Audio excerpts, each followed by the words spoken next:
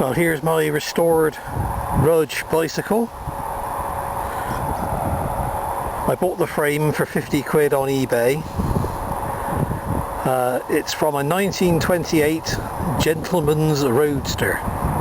Well, since I'm a gentleman myself, that's just the job. Notice the very shallow angle of the forks, the shallow angle of the seat tube, and the steep angle of the seat stays. Well, the frame and forks are from 1928, but most of the rest of it is much newer. Some of it brand new. I bought the rims from a bike shop in Holland. They're the Westwood type, designed for rod brakes, but they're alloy, which is unusual. I built the wheels myself. I can't remember where I got the hubs from. At the rear, I've got a brand new ETRTO hub, again with a Westwood rim. The brakes come from India, where they still make bikes with rod brakes, and they fit perfectly. So there's nearly 100 years between the frame and the brakes, and yet you'd never know. Well, apart from the fact the brakes are a bit shiny. Oh, and if you were a Rudge expert, you'd know that they're not the original brakes, of course. The handlebars are from India as well.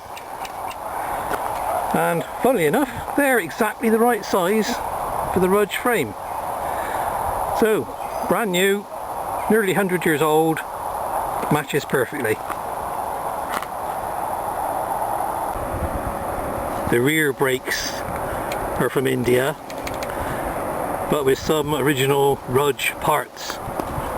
We go up here. This linkage here is from a 1930s bike. How the brakes work is you work the lever, it pulls on this rod, which hopefully you can see there. That pulls on this rod, which I had to lengthen a bit with this spacer here. Well, it's a bit like a spoke, but a bit thicker than a spoke, and that runs underneath the bottom bracket,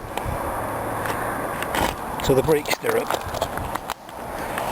there's a spring on it in a little cylinder.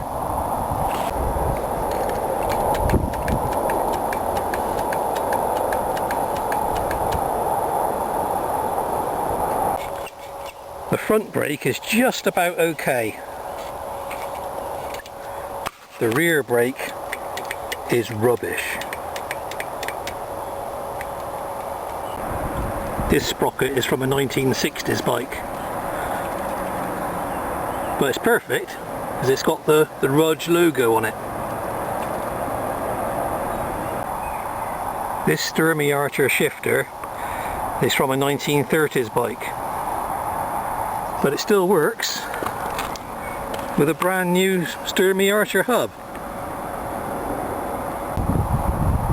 This seat post came from India, fits perfectly. You can see that it's got this horizontal part, so the saddle can be moved backwards and forwards. Now you can see, looking at the geometry of the bike, that that's pretty much essential. Without that adjustment there, the seat would be far too far back. The seat itself is from a 1960s bike. It started to splay a little bit, but it's still okay.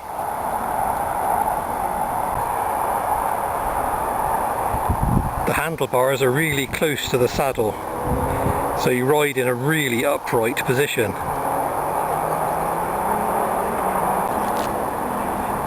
the ends of the bars knock into the frame, which stops the linkage for the rear brakes getting damaged.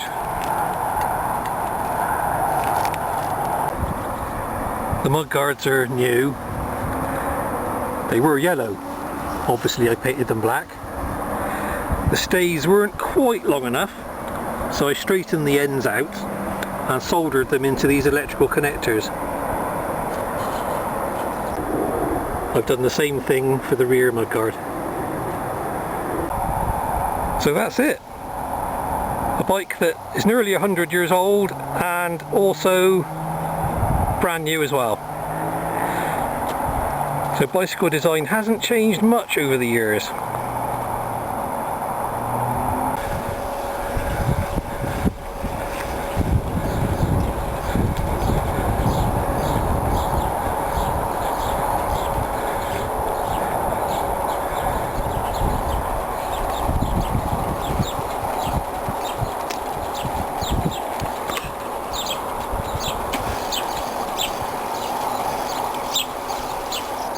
My knees are very close to the handlebars, as you can see. So going round corners takes extra care, especially sharp ones. As you'd expect with such a shallow fork angle, the steering is ever so slow.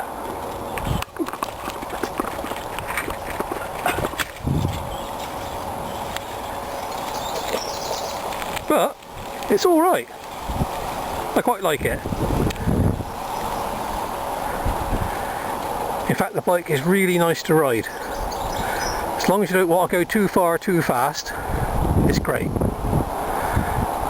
I'm going down a slight hill now, and I'm pulling the back brake on full, and I seem to be speeding up rather than slowing down, so I'm going to have to, oh shit, I'm going to have to put the camera down, I think.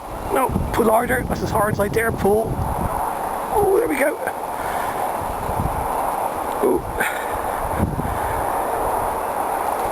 Come on. Ah dear. Oh, one up the side, there we go. The front brake is much better.